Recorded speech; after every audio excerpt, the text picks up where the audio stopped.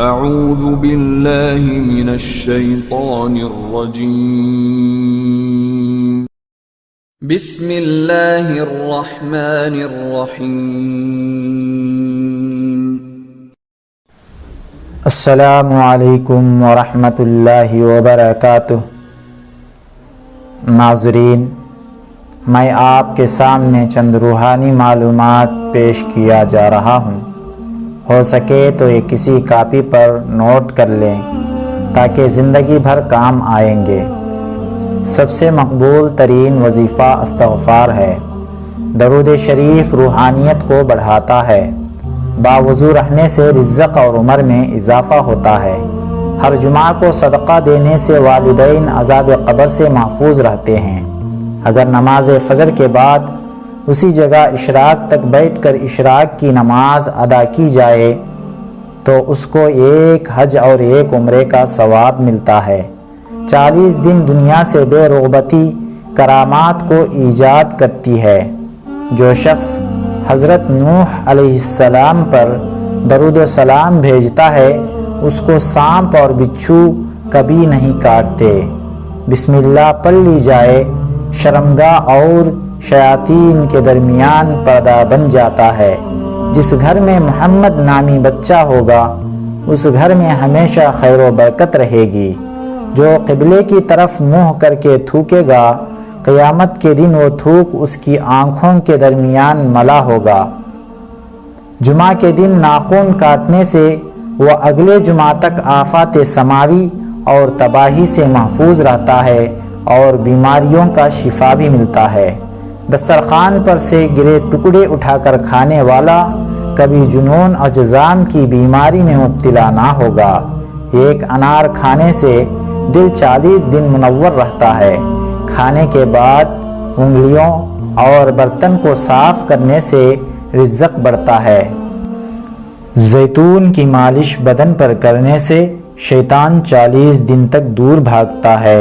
ہر مہینے کے پہلے 3 دن شہد چاٹنا بڑی تکالیف سے محفوظ رکھتا ہے۔ جو شخص نہر منہ 7 عدد کھجور کھائے گا اس پر کبھی جادو اثر نہیں کرے گا۔ جو چیز کامل یقین کے ساتھ اللہ کا سپرد کر دی جائے وہ کبھی چوری نہیں ہوتی۔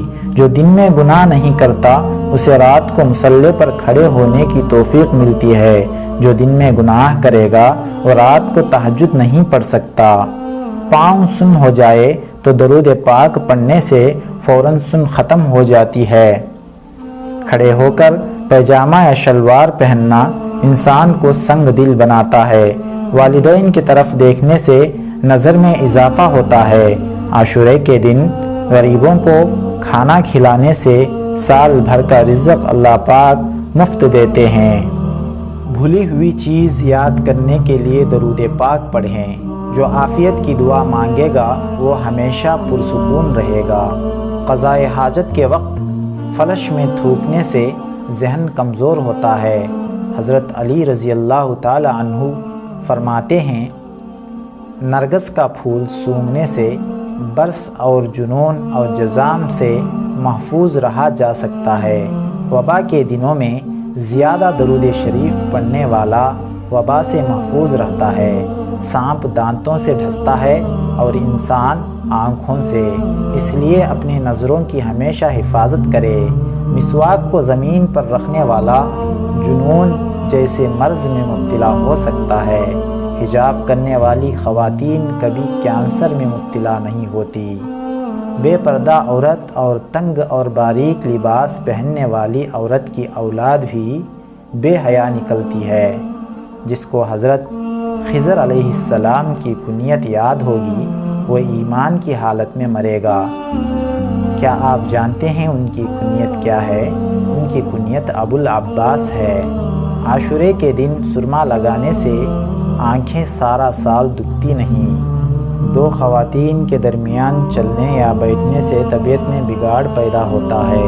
قبروں پر لگے کتبے پڑھنے سے ذہن کمزور ہوتا ہے۔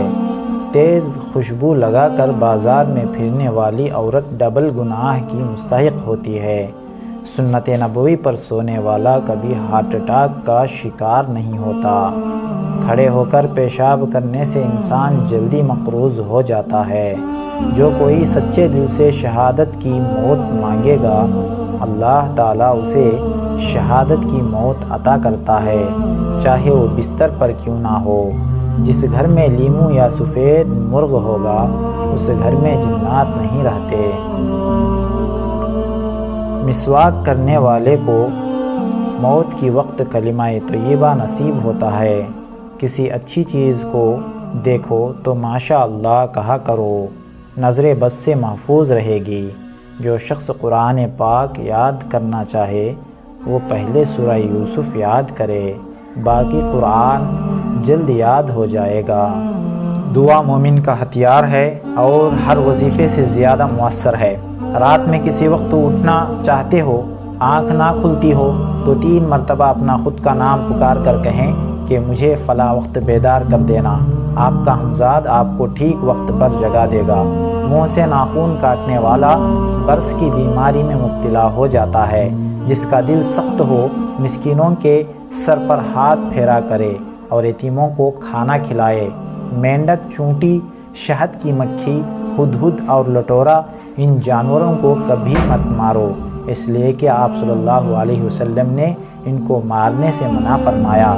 جو شخص مسجد کی صفائی کرے گا اس کی شادی جلدی ہو جائے گی اور نیک بیوی ملے گی۔ کھیرا اور کھجور ایک ساتھ کھانے سے دبلے پتلے لوگ صحت مند ہو جائیں گے۔ صدقہ بلاؤں کو ختم کرتا ہے۔ اللہ کے راستے میں 1 روپیہ خرچ کرو گے، اللہ دنیا میں 10 روپے اس کو دے دیتے ہیں۔ اللہ کا نور اللہ کے راستے میں ملتا ہے۔ اگر وظیفوں میں کامیابی چاہتے ہو، ہنسنا، بولنا اور کھانا کھانا کم کر دو۔ جو شخص واش روم میں زیادہ دیر بیٹھے گا وہ جگر کی بیماری میں مبتلا ہو جائے گا۔